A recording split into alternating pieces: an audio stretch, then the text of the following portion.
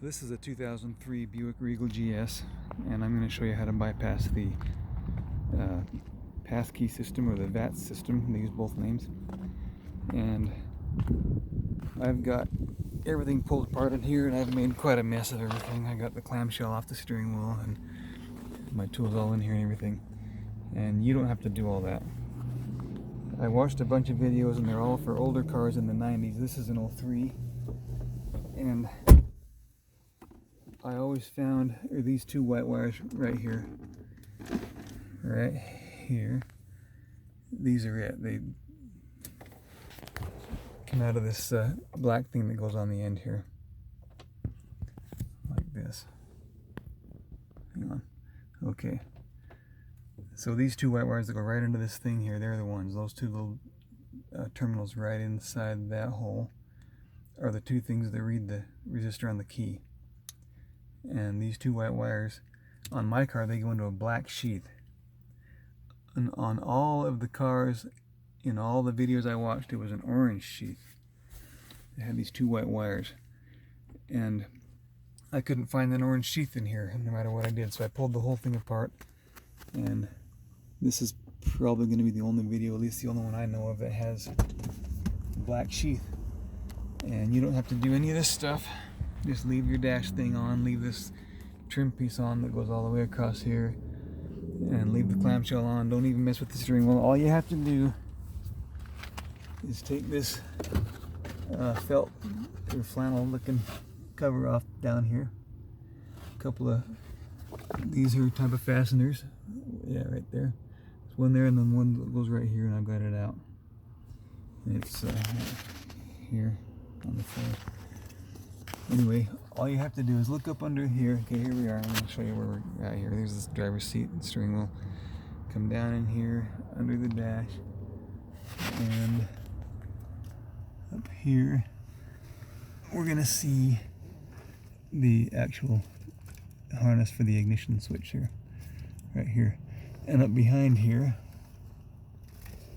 right here, is our black sheath. They're two white wires and this little plug. Can you see that there? A little plug right there. I'm going to unplug that, and then this I guess the downstream side, or the side that goes toward the computer, not toward the key cylinder, I'm going to put a resistor in there that matches okay, here's the other thing I'm going to do for you. I changed the computer in this car, and I don't know the resistance that goes to the computer that I put in, and it won't start with my original key that came with the old computer, and I don't know what pellet to get. So I have to go have 15 different keys made with 15 different resistors, all cut to this here same cut, and then try one of them at a time, and cost me several $100s. So instead, I got on eBay and I bought these. This is a kit specifically for the GM VAT system. There's 15 different resistors here, and they all match the 15 different ones they use. And I'm going to bend those wires on those resistors and just plug them into that little plug. If it's a female plug, hope so. One at a time, wait 3 minutes each time until I find the one that starts the car. And I will unplug that, and I'll get back to you and show you what I'm doing. Let me pause. Okay, that was kind of hard, but it'll get easier each time. I'm going to try 15 of these. I'll show you what I did. The plug ended up being a male plug, so I couldn't poke them in like I hoped. But here's the end that goes up to the key switch, and it's unplugged. This doesn't mean anything now. Only the one that goes to the computer that tells it what to do means something. So there it is right there. And let's see if I can focus on that. Let's see if I can get it to focus right there. Okay, there's the resistor poking into the back of the plug. The plug has prongs in it that are male. Let's see. Anyway, yeah, there's two prongs in there. There they are. So you can't really just plug it in. I was hoping that they would look like something like this that I could just poke. Hang on. I can't see where I'm aiming here.